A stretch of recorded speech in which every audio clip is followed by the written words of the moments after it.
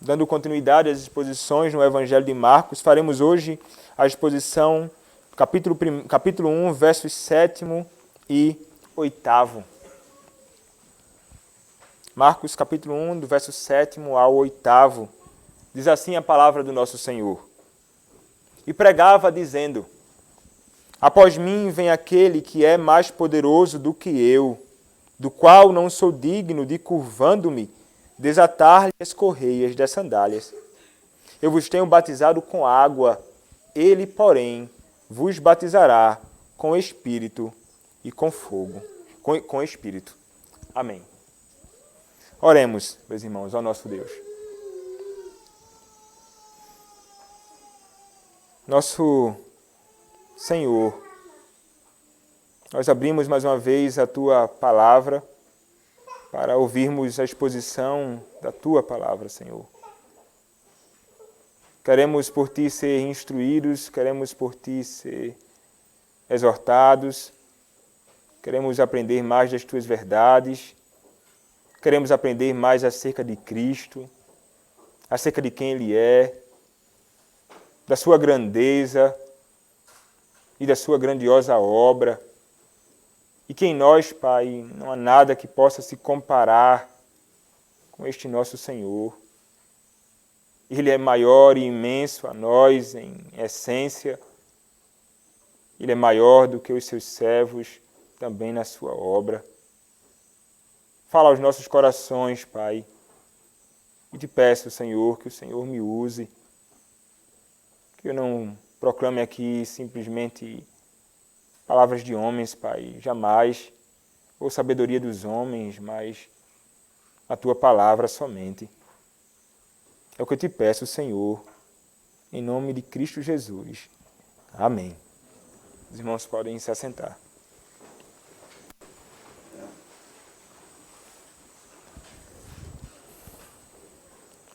Na última exposição do Evangelho de Marcos, nós aprendemos algumas verdades acerca daquele que é o precursor do nosso Senhor Jesus Cristo. Daquele que foi enviado pelo Senhor com o propósito firme e verdadeiro de proclamar e de anunciar aquele que estava para vir após ele. E ele fez isso conforme a profecia que estava ligada a ele mesmo. E nós vimos que Malaquias é um texto que é usado para isso, Malaquias capítulo 3, verso 1. E ele entende que esse texto se aplicava a ele, e Marcos entende aqui também, como identificamos na última exposição, e também o texto de Isaías capítulo 40. Então João Batista é aquele homem que ele foi enviado para como que abrir o caminho para que aquele que estava para vir após ele chegasse. E o papel dele, então, era preparar aquelas pessoas. Ele era um arauto, ele era um embaixador. Então ele estava ali chamando homens e mulheres ao arrependimento. E esse arrependimento servia para que eles se preparassem para receber devidamente o Senhor, para receber a Cristo. E ele prega, como vimos, e ele chama todos ao arrependimento indiscriminadamente. Homens e mulheres, grandes homens da lei ou não. Ele não tem medo. Ele sabe que todos aqueles precisavam se arrepender para crer naquele bendito Senhor que estava para vir e que está para vir. E aqui, meus irmãos, nós chegamos a uma porção deste texto de Marcos, onde nós encontramos um conteúdo ainda da pregação de João Batista. É interessante notarmos como João Batista, ele mesmo sendo alguém grande, ele era um sacerdote, ele era um profeta, mas ainda assim, ele reconhece a sua condição diante do Senhor. Ele reconhece a sua condição diante daquele que estava para vir. Ele sabe que o Senhor que está para vir após ele é superior aos seus servos. Ele está plenamente consciente de que Cristo, ele é superior a ele mesmo, a Cristo. Ele é superior em essência. Ele vai reconhecer isso. Ele sabe que ele é elevadíssimo demais comparado com os servos. Ele vai dizer assim no verso 7: e pregava dizendo: após mim vem aquele que é mais poderoso do que eu, do qual não sou digno de, curvando-me, atar-lhe as correias das sandálias. Então, como foi dito, meus irmãos, aqui está parte da pregação de João Batista. Aqui ele está dizendo: aquele que vem depois de mim, ele é muito poderoso. E ele é diferente de mim. E ele vai dizer: e eu não sou digno. Eu não sou digno nem de desatar-lhe as correias da sandália. Interessante, meus irmãos, nós lermos isso, ouvirmos o próprio João Batista declarar algo desta natureza. Mas ele foi alguém que recebeu de Cristo palavras muito fortes, é que podemos dizer. O Senhor Jesus Cristo considerava João Batista como grande. Ele vai dizer isso em Mateus capítulo 11, verso de número 11. Em verdade vos digo, entre os nascidos de mulher, ninguém apareceu maior do que João Batista. Não existe entre os homens, entre aqueles que nasceram de mulher, ninguém maior que João Batista. Mas ele diz assim: eu não sou digno. Vejam só que declaração deste homem. Ele não pode reivindicar para si nem a posição de um escravo. É exatamente isso que ele vai dizer aqui. Após mim vem aquele que é mais poderoso do que eu, do qual não sou digno de, curvando-me, desatar-lhe as correias da sandália.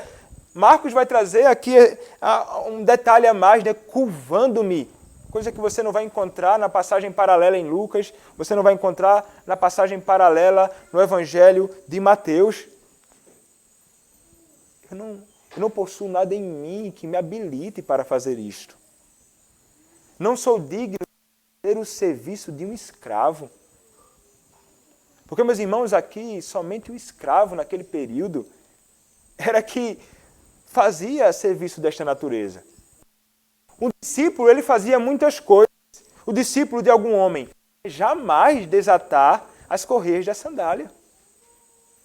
Porque a cidade era uma cidade suja e eles andavam na cidade e muita sujeira, os pés imundos naquele período. E quando chegavam em casa, esse tipo de coisa eu não posso fazer como discípulo, mas um escravo sim.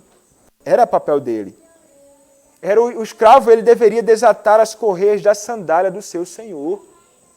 Mas o que é que João Batista diz? Diante daquele que está para vir, eu não tenho dignidade nem de fazer isso.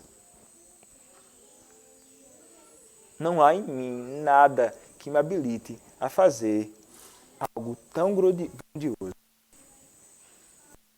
Para ele é como se fosse algo grandioso demais de fato. O próprio Senhor. É sobre o próprio Senhor que ele está falando. E quanto à humildade, meus irmãos, nós percebemos nisso. E que reconhecimento imenso da superioridade daquele que está para vir após ele. Ele exalta aqui a dignidade de Cristo.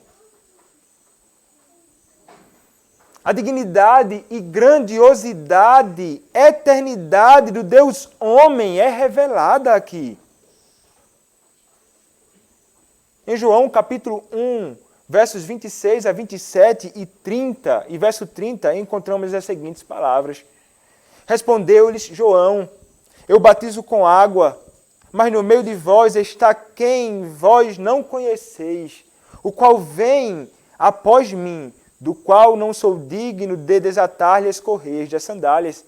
Então ele diz no verso de número 30, é este a favor de quem eu disse, após mim vem um varão que tem a primazia.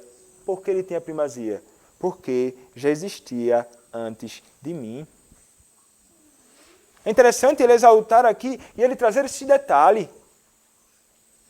Como é que Cristo pode existir antes dele?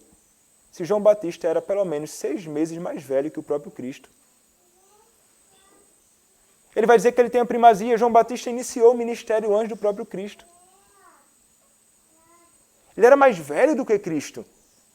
Mas ele vai dizer, este que vem após mim, ele tem a primazia. Ele já existia antes de mim.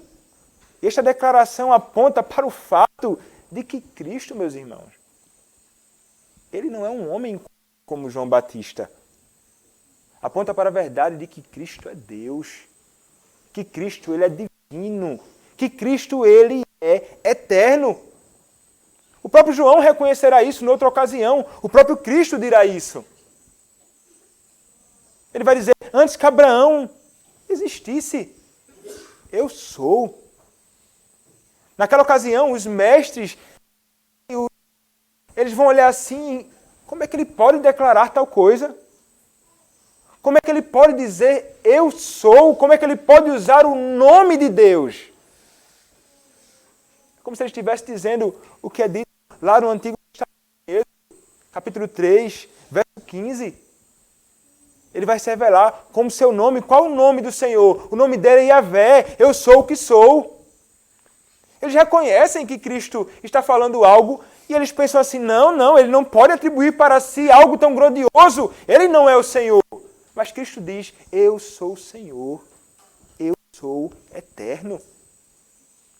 É isso que é revelado aqui. E não há comparação, meus irmãos, entre João, o Batista, e entre Cristo.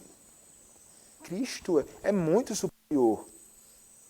Como disse um comentarista, entre Cristo e João Batista existia uma diferença qualitativa, como a que existe entre o infinito e o finito, o eterno e o temporal, a luz original do sol e a sua luz refletida da lua.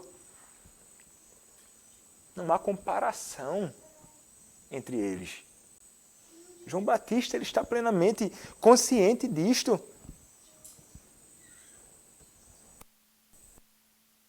As excelências de Cristo, elas são incomparáveis. As perfeições de Cristo, elas são incomparáveis. Homem algum possuiu e homem algum jamais possuirá. Um dos melhores sermões publicados pelo grande teólogo americano Jonathan Edwards foi intitulado A Excelência de Cristo. Ali, diz um teólogo, ele expôs a infinita supremacia e infinita condescendência de Jesus. Sendo divino, Jesus possui por natureza todos os atributos da divindade. Como Edwards nota, ele é tão elevado que está infinitamente acima de necessitar qualquer coisa de nós. Mas qual ato de condescendência pode concebivelmente ser maior que o de Cristo? Como Edwards diz, encontram-se na pessoa de Cristo excelências realmente tão diversas que de outra forma seriam consideradas de modo incompatíveis no mesmo sujeito. São tais que não são conjugadas em qualquer outra pessoa, quer divina, quer humana ou angélica. E são tais que nem homens nem anjos poderiam imaginar terem se unido na mesma pessoa, se não fossem vistas na pessoa de Cristo. Este que possui excelências sobremodo elevadas é Cristo, aquele que é Deus. Meus irmãos, Cristo é divino e João Batista constata isso. Como disse o nosso breve catecismo. Quantas pessoas há na divindade? Há 3 pessoas na divindade, o Pai, o Filho e o Espírito Santo. E essas 3 são Deus, da mesma substância, iguais em poder e iguais em glória. Cristo. Ele é divino, igual ao Pai, igual ao Espírito em poder e glória. Essencialmente, este é Cristo. Como escreve alguém, em concordância com um teólogo, e contrária às negações da deidade de Cristo, a Confissão de Fé de Westminster, no capítulo 8, segunda seção, ensina a visão bíblica de que Jesus Cristo é o Filho de Deus, a segunda pessoa da Trindade, sendo verdadeiro e eterno Deus, da mesma substância do Pai e igual a Ele. A Bíblia ela está repleta de passagens que apoiam essa posição. E nós sabemos que título possui títulos cristológicos. Cristo Senhor, Filho do Homem, Filho de Davi, Palavra de Deus, Deus e Filho de Deus, juntamente com o Eu Sou, encontrado no Evangelho de João. Todos esses afirmam a natureza divina de Cristo. A preexistência da segunda pessoa da Trindade é claramente ensinada em passagens tais como João capítulo 1, verso 1. No princípio era o Verbo. Bem como em João capítulo 3, verso 13. Ora, ninguém subiu ao céu, senão aquele que de lá desceu, a saber, o Filho do Homem que está no céu. E João capítulo 3, verso de número 31. Aquele Cristo que vem de cima é sobre todos. João o Batista sustenta que, embora ele, João Batista, tivesse nascido antes de Jesus, todavia Cristo, como a segunda pessoa da Trindade, já existia antes de mim.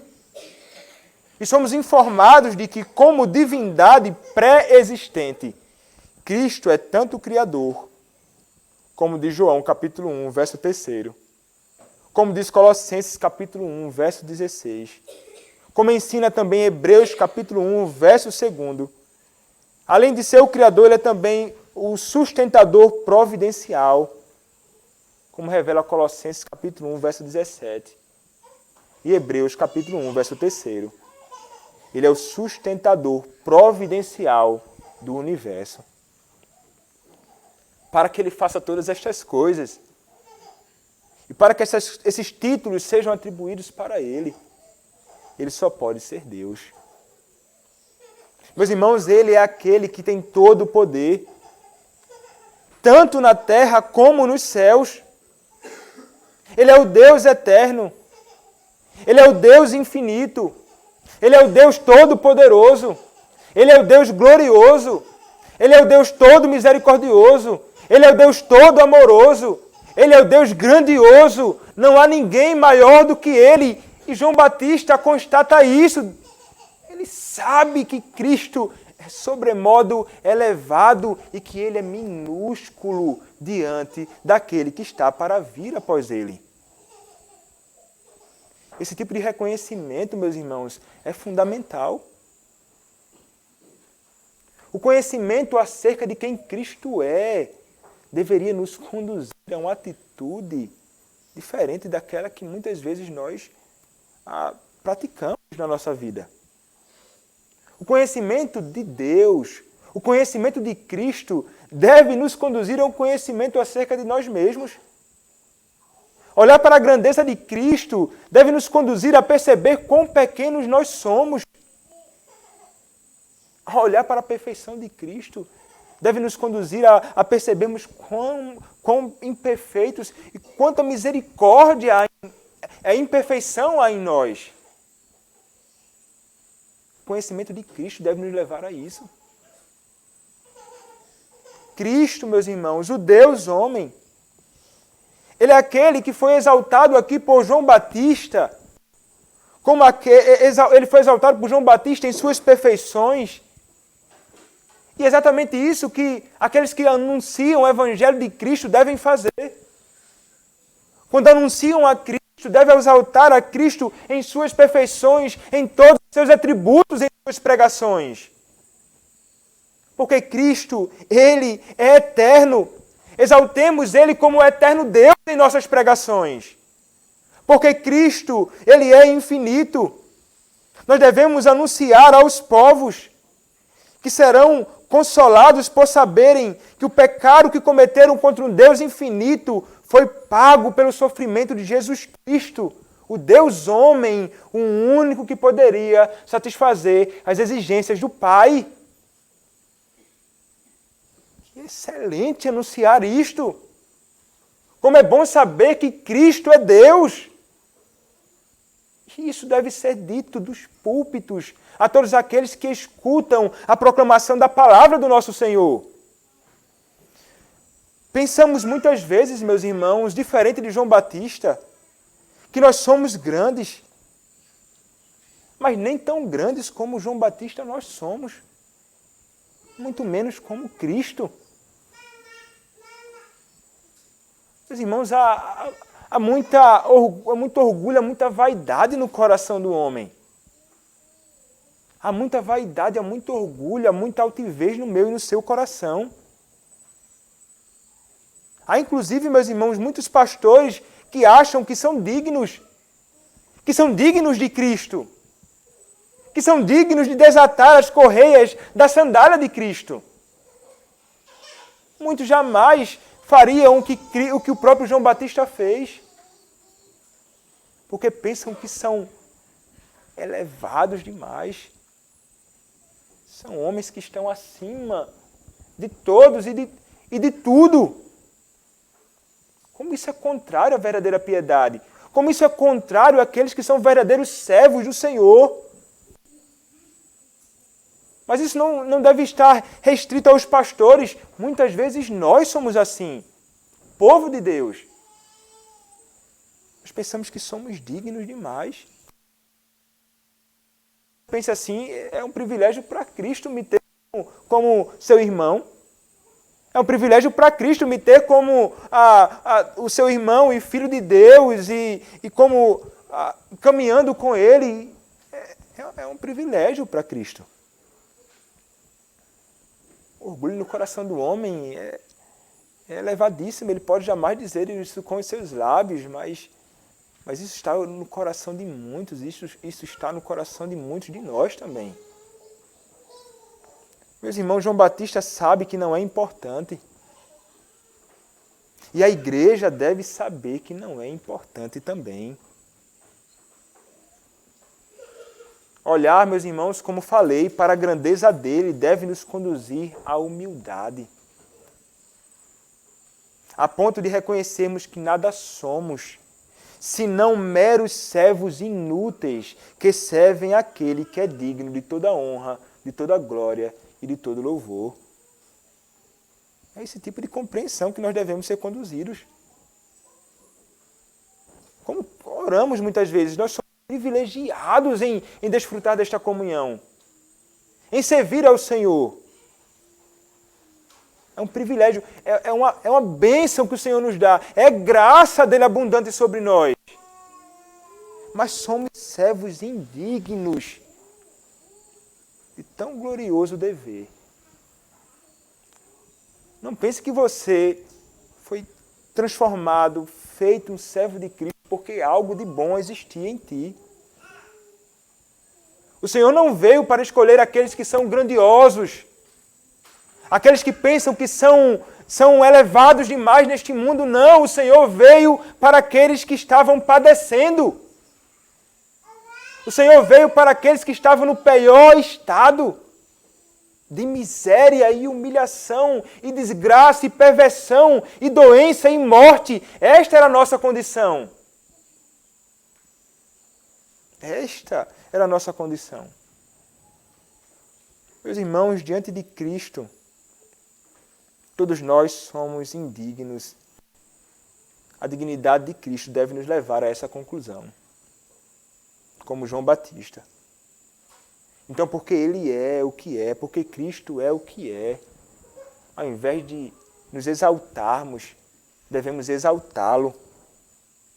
Porque Cristo é o que é, nós somos chamados a anunciar sua glória a toda criatura em nossas vidas e também através da pregação, através do testemunho a respeito dele. É exatamente isso que nós somos chamados para fazer. Não somos chamados para falar a respeito de nós mesmos. Somos chamados para falar a respeito do nosso Senhor Jesus Cristo. Mas, meus irmãos, João Batista ele não simplesmente reconhece que ele é indigno de fazer o serviço mais simples para o seu Senhor. O serviço mais simples, o serviço de um escravo. E ele reconhece que ele é superior a ele em essência.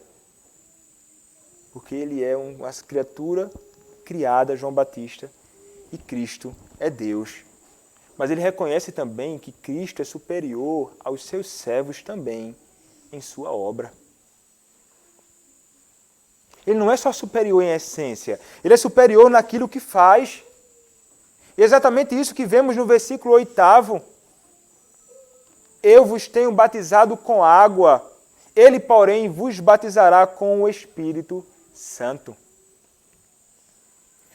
O fato, meus irmãos, é que João diz que seu batismo é diferente do batismo de Cristo, ou do batismo que Cristo aplica. Por que é diferente? Porque João Batista ele administra apenas um elemento externo. O batismo que ele administra simplesmente a água que é lançada sobre os homens e mulheres.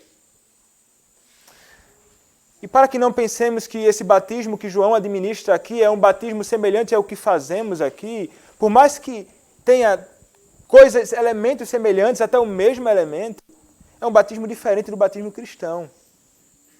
O batismo de João Batista, como veremos um pouco mais à frente, é um batismo para arrependimento, para purificação daqueles que estavam sendo lavados ali.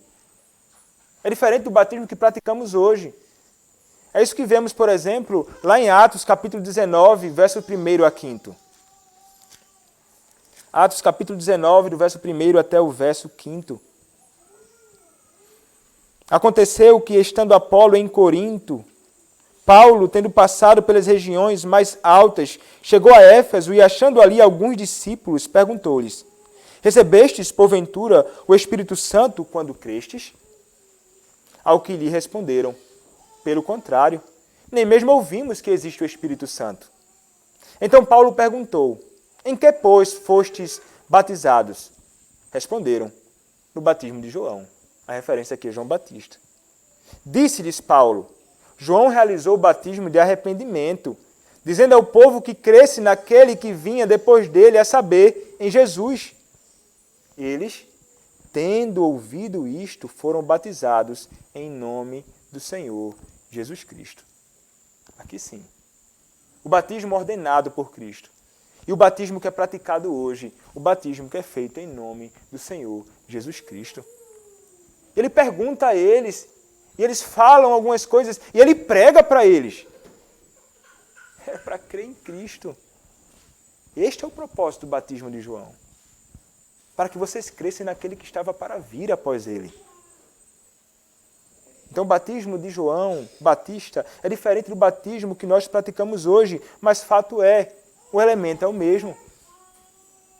E há coisas semelhantes também. A água usada por João Batista é um elemento que aponta para a purificação. Nós encontramos isso no Antigo Testamento. Isaías capítulo 1, versos 16 a 18. Isaías capítulo 1, versos 16 a 18. Diz assim a palavra: Lavai-vos, purificai-vos, tirai a maldade de vossos atos de diante dos meus olhos, cessai de fazer o mal. Aprendei a fazer o bem, atendei à justiça, repreendei ao opressor, defendei o direito do órfão, pleiteai a causa das viúvas. Vinde, pois, e arrazoemos, diz o Senhor.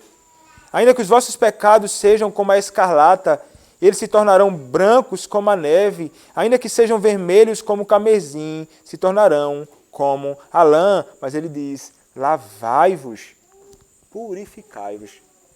Um outro texto ainda é Ezequiel, capítulo de número 36, verso de número 25. Ezequiel, capítulo de número 36, verso de número 25. Então aspergirei água pura sobre vós, e ficareis purificados. De todas as vossas imundícias e de todos os vossos ídolos vos purificarei. O que é que ele fará? Ele aspergirá água sobre a cabeça. E então eles serão purificados. Mas isso, meus irmãos, aqui no texto em João Batista e o seu batismo, se trata de uma questão exterior. O batismo de João era um batismo cerimonial da lei. Então os homens iam até ele para ouvir ali o padrão que era prometido a eles da parte de Deus. E ao confessarem os seus pecados ao mediador da antiga aliança, o sacerdote estava ali, ele fazia aquela relação entre o homem e o seu Senhor, o sacerdote. Então, entre os homens e o próprio Senhor, Deus então, ele vai ser aquele que seria purificado por Deus. Então ele tendo sido purificado por Deus através desse ato de purificação, ele tinha autorização de entrar na presença de Deus no seu santo templo, através da ação do sacerdote. Então João Batista vai dizer que ele é aquele, como um sacerdote, porque ele era um sacerdote, batizava apenas com água. Mas aquele que vem após ele batiza com o Espírito. Ele reconhece que somente alguém mais poderoso do que ele poderia fazer isso. Somente alguém maior que João Batista poderia batizar com o Espírito Santo. Quando nós olhamos para esse texto, meus irmãos, ele tem passagens paralelas, como mencionei em outra ocasião. E se existe um texto onde existe discussão, é esse texto. Eu estou tão inclinado a pensar nesse texto que, assim que eu li o texto, eu fiz batizará com o Espírito e com fogo, mas não tinha em Marcos isso. Mas isso é o que nós encontramos nos outros evangelhos. E há passagens paralelas, como mencionei. Lucas capítulo 3, versos 15 até o verso de número 17, trata sobre essa mesma ocasião, mas há distinções ou visões distintas dos autores desses evangelhos a respeito da mesma ação, da mesma ocasião. E a gente vai ter que notar um pouco aqui essas coisas. É interessante, ele vai dizer assim em Lucas capítulo 3, versos 15 a 17. Estando o povo na expectativa e discorrendo todos no seu íntimo a respeito de João, se não seria ele, porventura, o próprio Cristo, disse João a todos: Eu, na verdade, vos batizo com água, mas vem o que é mais poderoso do que eu, do qual não sou digno de desatar-lhe as correias das sandálias.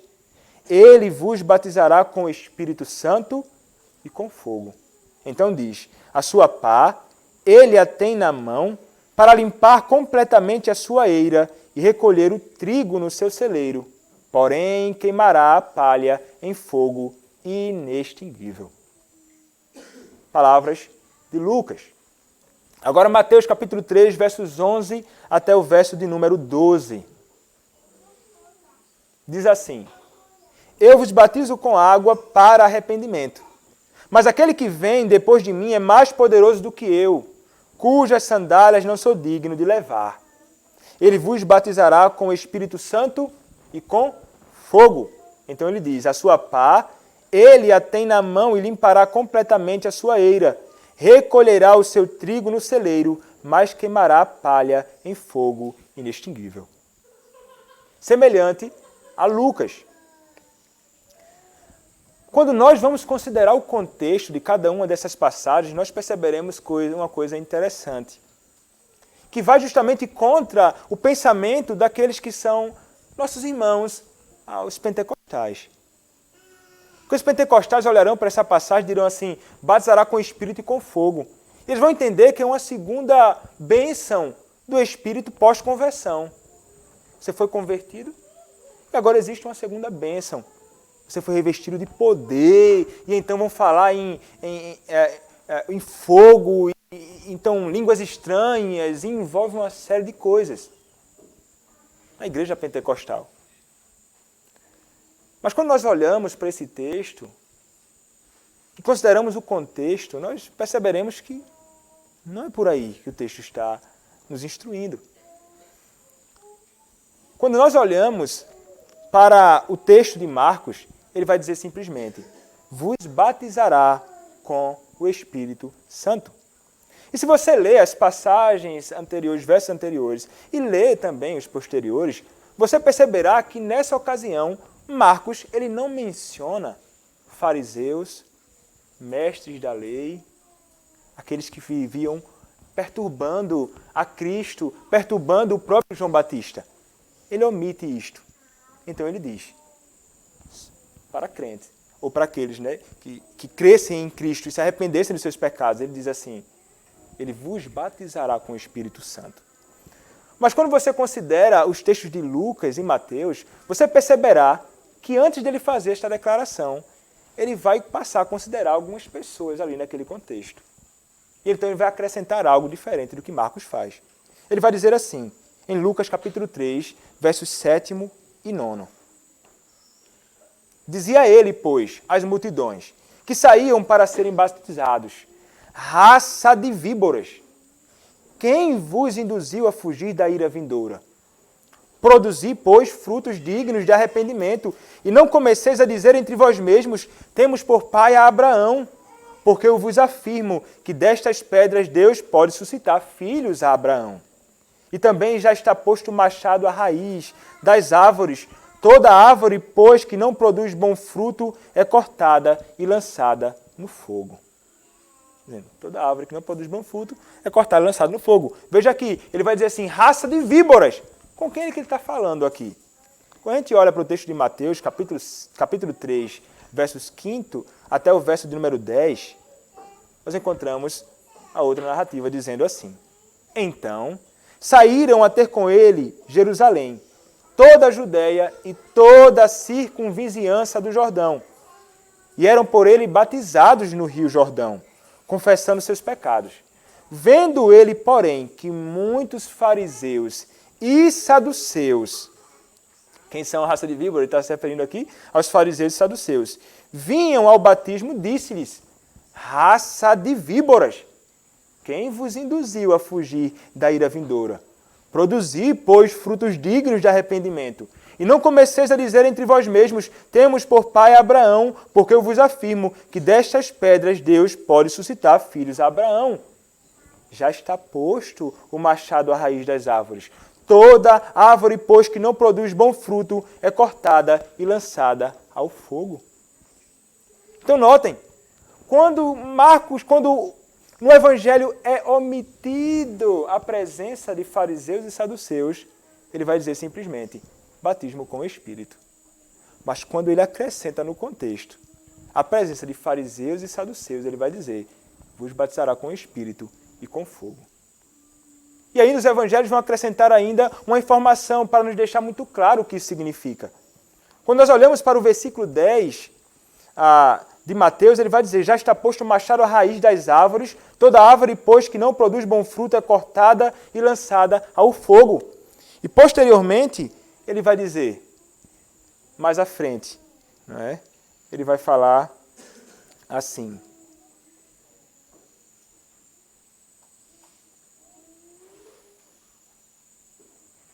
Ele vai dizer então, eu vos batizo com água para arrependimento, mas aquele que vem depois de mim é mais poderoso do que eu, cujas sandálias não sou digno de levar, ele vos batizará com Espírito e com fogo. Então ele vai dizer, a sua pá, ele a tem na mão, e limpará completamente a sua eira, recolherá o seu trigo no celeiro, mas queimará a palha em fogo inextinguível. Quando se fala em batismo com Espírito e com fogo, batismo com Espírito, sim, é o batismo com Espírito no crente, como veremos mais à frente. Mas quando ele fala em batismo e com fogo, ele está falando aqui sobre juízo. A palha será lançada no fogo inextinguível. E os outros serão recolhidos. ela será cortada e lançada ao fogo. Então não devemos imaginar que o batismo com o Espírito Santo é a mesma coisa que o batismo com o Espírito e com fogo. E muitos pedem por aí, como que dizendo assim, eu quero ser batizado com o Espírito e com fogo. Mas eles não sabem o que estão dizendo. Se o Senhor fosse atender esse pedido, o que cairia sobre ele seria juízo. Porque batismo com fogo significa isso. O batismo com fogo é algo próprio àqueles que não creem em Cristo. Mas o batismo com o Espírito Santo é diferente. E é algo que foi prometido àqueles que iriam ou haveriam de crer em Cristo. Isso acontece, meus irmãos, em uma ocasião, na história da redenção. Nós olhamos para Atos capítulo 2, é lá que acontece. Como escreveu um estudioso, ora, é verdade que uma pessoa tirada das trevas para a maravilhosa luz de Deus é batizada. Ela é batizada com o Espírito Santo. Todavia, de acordo com as palavras de Jesus, lembradas por Pedro, em um sentido especial, esta profecia a respeito do Espírito que viria com abundância foi consumada no dia de Pentecostes e na era que ele introduziu. Foi nessa ocasião que, pela vinda do Espírito Santo, as mentes dos seguidores de Jesus foram enriquecidas com uma iluminação sem precedentes.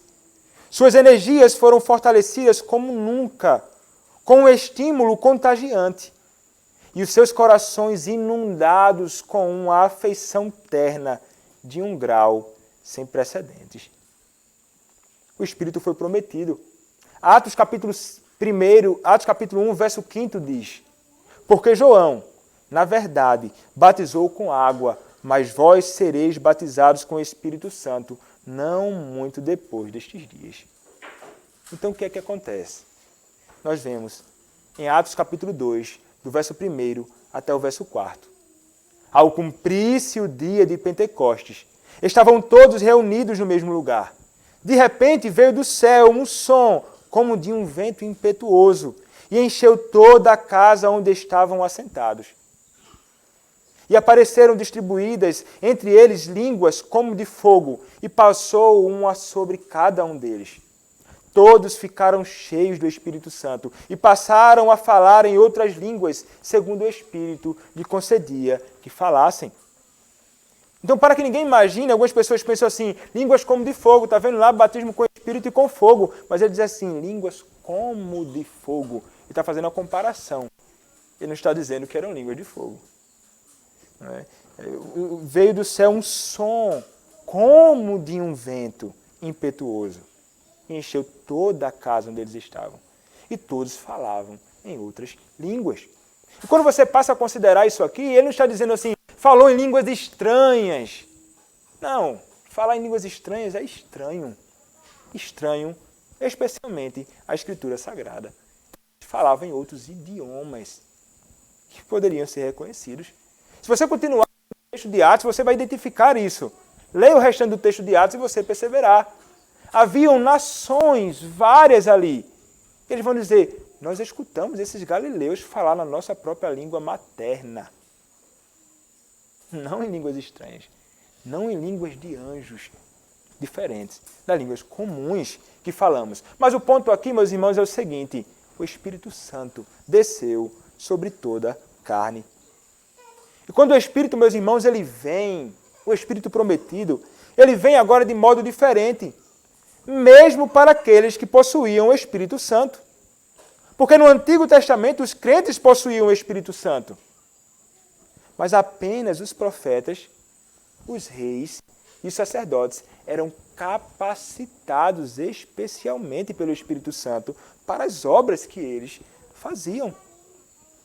Mas em Pentecostes, agora, toda a carne passará a receber o Espírito em plenitude. Não está limitado somente a uma nação. Todos os homens, todos aqueles que são os eleitos de Deus, espalhados pelo mundo, não importa de que nação ele seja, ele receberá o Espírito, ele será batizado com o Espírito Santo. E nós vemos posteriormente, depois que o Espírito Santo Então, ele é dado a toda a carne. Você verá Pedro pregando. Pedro, ele vai anunciar o evangelho do nosso Senhor. E ele vai convidar muitos à fé em Cristo. É interessante. 3.000 são batizados. 3.000 pessoas. Ele vai fazer o seu discurso, que é maravilhoso. Então, a partir do verso 37 do capítulo 2 de Atos, vai dizer: ouvindo eles estas coisas, compungiu-se-lhes o coração e perguntaram a Pedro e aos demais apóstolos: o que faremos, irmãos? Respondeu-lhes Pedro: arrependei-vos e cada um de vós seja batizado em nome de Jesus Cristo para a remissão dos vossos pecados e recebereis o dom do Espírito Santo. Pois para vós outros é a promessa, para vossos filhos e para todos que ainda estão longe, isto é, para quantos o Senhor nosso Deus chamar. Com muitas outras palavras, deu testemunho e exortava-os, dizendo: salvai-vos desta geração perversa. Então os que lhe aceitaram a palavra foram batizados, havendo um acréscimo naquele dia de quase 3.000 pessoas. Meus irmãos, os 3.000 receberam a regeneração ou o batismo com o Espírito Santo. Só depois então foram nascidos de novo, convertidos, receberam o perdão de seus pecados e, por último, o batismo com água. O último passo foi o recebimento do batismo com água. E o batismo com água é aquilo que marca a iniciação deles como membros da igreja visível, como acontece conosco hoje. É exatamente assim como diz um estudioso. E ele continua: o batismo com o Espírito Santo ou a regeneração é a implantação da vida. E o novo nascimento é a manifestação da vida implantada. Respeitando os passos da ordem da salvação, poderíamos dizer que a experiência dos 3.000 foi quase simultânea. Essa experiência passa a ser normativa para todas as gerações futuras da igreja até a volta de Cristo. Regeneração ou batismo com o Espírito Santo, significando a mesma coisa. Conversão, remissão dos pecados, batismo com água. Ele vai dizer: este é o modus operandi normativo da obra salvadora do Espírito Santo e não a experiência de transição da antiga para a nova dispensação.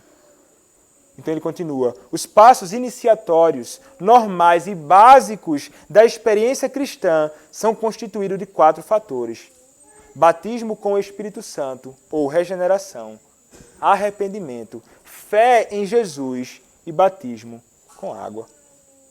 Então aqui, meus irmãos, batismo com o Espírito Santo aponta para a regeneração do crente. Para a regeneração do pecador, melhor dizendo. Para a vivificação daqueles que crerão em Cristo.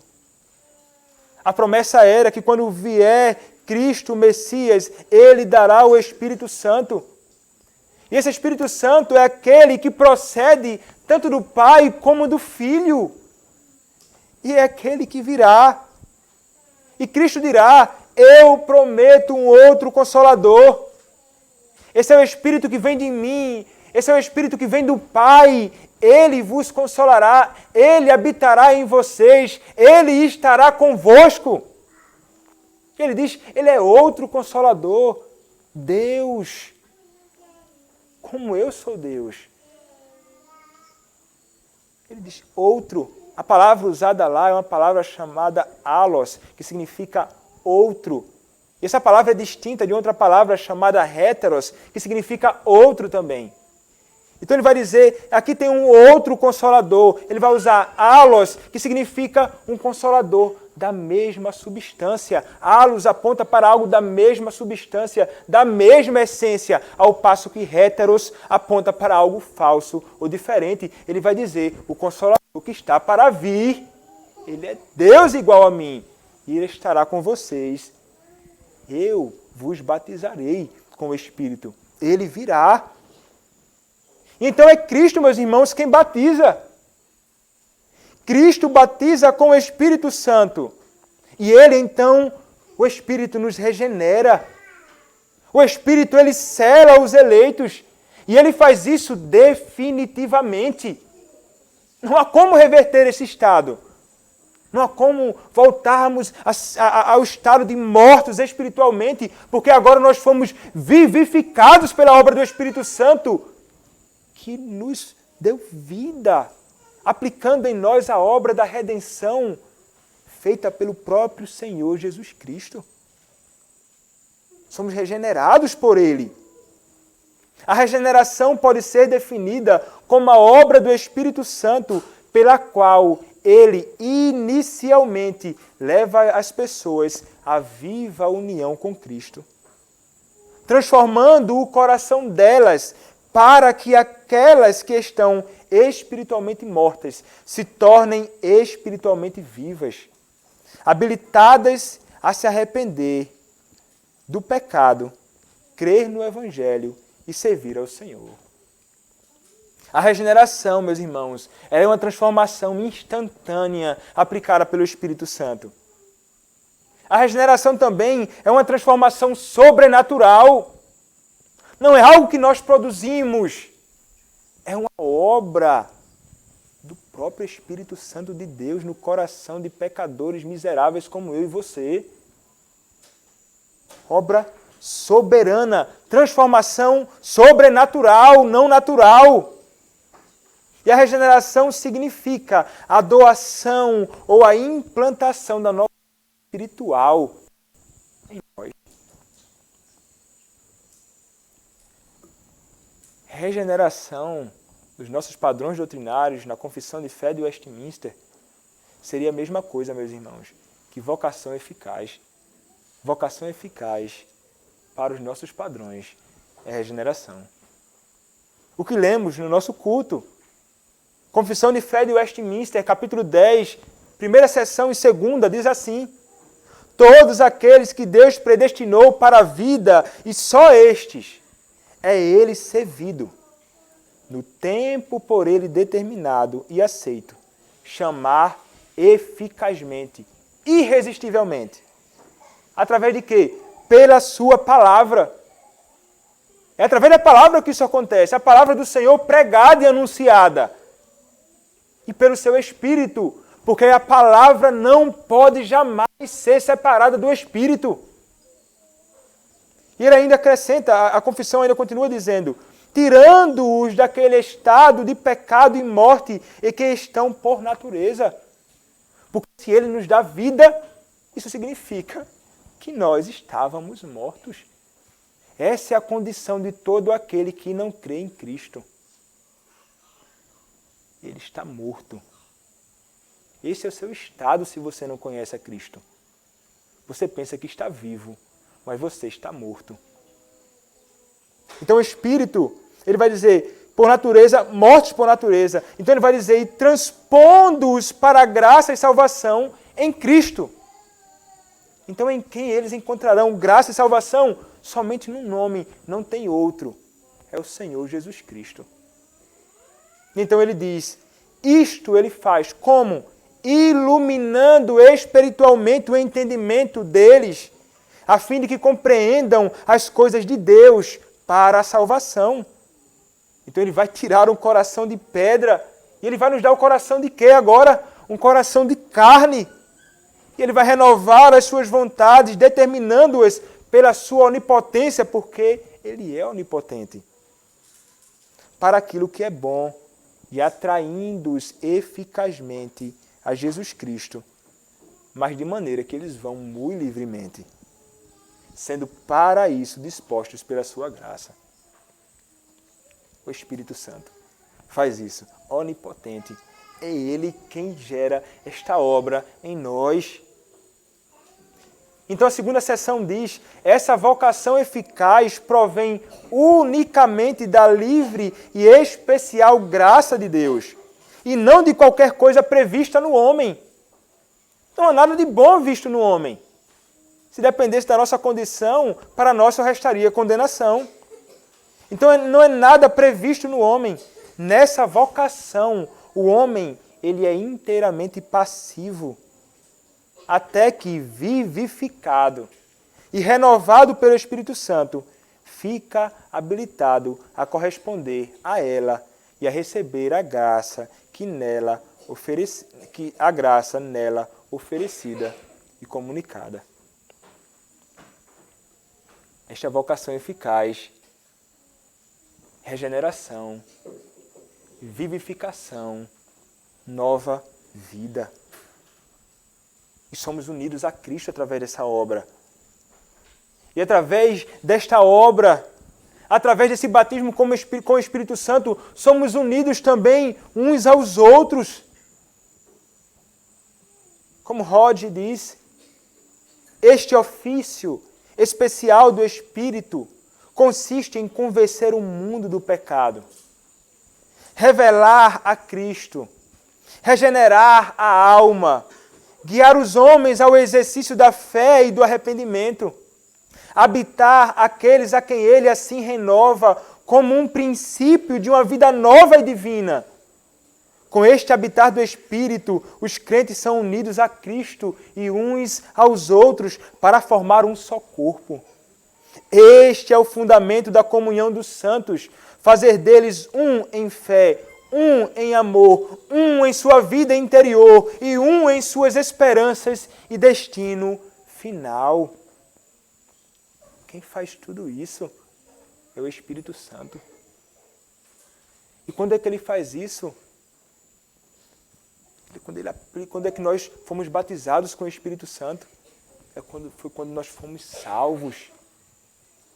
Então você, meu irmão, não deve abrir a boca para dizer assim, eu estou aguardando o batismo com o Espírito Santo. Você está dizendo assim, eu não fui salvo por Cristo.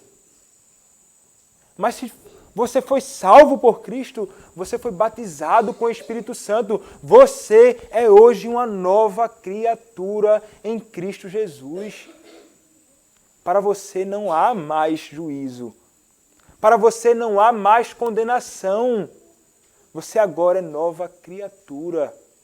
Você agora está, juntamente com os santos em Cristo, caminhando para Jerusalém celestial, graças à obra vivificadora do Espírito Santo que em nós foi aplicada. O nosso Deus soberano nos elegeu. O seu Filho, o Senhor Jesus Cristo, por nós morreu. E o seu Santo Espírito aplicou esta obra no meu e no seu coração. Este é o batismo com o Espírito Santo que foi prometido, que João Batista falava. Eles estavam aguardando isto, meus irmãos. Nós estamos hoje, quando isso já foi consumado. O Espírito Santo hoje é dado em sua plenitude. Em plenitude. E se fomos salvos e regenerados por este Cristo, fomos chamados para uma nova vida agora. E esta nossa vida, então, deve ser uma vida vivida e que revela que nós fomos salvos e regenerados. Nós não podemos andar mais como filhos das trevas, mas devemos andar como filhos da luz. Como escreveu um teólogo, ao deixarmos essa passagem de Marcos, indaguemos a nós mesmos quanto já conhecemos por experiência das verdades que João Batista pregava. O que pensamos acerca de Cristo? Já sentimos a necessidade que temos dele e já nos refugiamos nele para termos paz com Deus? Jesus é Rei sobre nossos corações e sobre tudo o que diz respeito às nossas almas. O que pensamos do Espírito Santo? Ele já operou qualquer obra em nossos corações? Ele já os renovou e os transformou? Já nos tornou participantes da natureza divina? A vida e a morte dependem de nossas respostas a essas indagações. E se alguém não tem o Espírito de Cristo, esse tal não é dele, diz Romanos capítulo 8, verso 9. Mas se você é dele, você possui o seu Espírito. Se você possui o Espírito de Deus, com ele foi batizado e selado, você pertence a ele. Nós, meus irmãos, que fomos salvos, pertencemos a Cristo. E você que não crê em Cristo, você é chamado hoje. Você é chamado hoje a se arrepender da sua vida desgarrada mesmo. Mas pense assim, não, eu sou um homem tão bom, eu não pratico coisas erradas. Mas se você não crê em Cristo Jesus, você é o mais vil dos homens. Você é o mais miserável dos homens. E você carece de um Redentor que é excelente. Então a palavra para vocês hoje é arrependei-vos e creia em Cristo Jesus. Este é o momento oportuno. Esta é a ocasião que o Senhor vos chama à fé naquele que morreu para a nossa salvação. E então, verdadeiramente arrependidos dos seus pecados, vocês serão selados. Vocês terão o Espírito Santo habitando em vocês. Isto é maravilhoso. Arrependam-se e creiam em Cristo. O Senhor vos chama. Amém. Oremos, meus irmãos, ao nosso Senhor. Nosso Pai amado, nós te bendizemos, Pai, pela Tua palavra. Te agradecemos pelo Teu Cristo, o Deus exaltado, aquele que é elevadíssimo. Não se compara a nós que somos pequenos. Não se compara a nós. Bendito seja o Teu nome, Pai, por Cristo. Porque nele nós fomos, através dele, fomos batizados com o Espírito Santo. E hoje temos nova vida. Nós pertencemos a Ti. Tu és nosso. Louvado seja o Teu nome, Pai, por tão bela, grandiosa e graciosa salvação que temos em Cristo Jesus. Louvamos-Te por isso, Pai. Pedimos, ó Pai, ainda que o Senhor salve aqueles que não conhecem a Ti. Que abandonem, Pai, a sua suposta dignidade e creiam somente em Cristo para a sua salvação. Salva-os, Senhor, pela Tua palavra e pelo Teu Espírito. Vivifica-o, Senhor, nós te pedimos. Em nome do Senhor Jesus Cristo. Amém. Meus irmãos, em resposta à pregação da palavra do nosso Deus,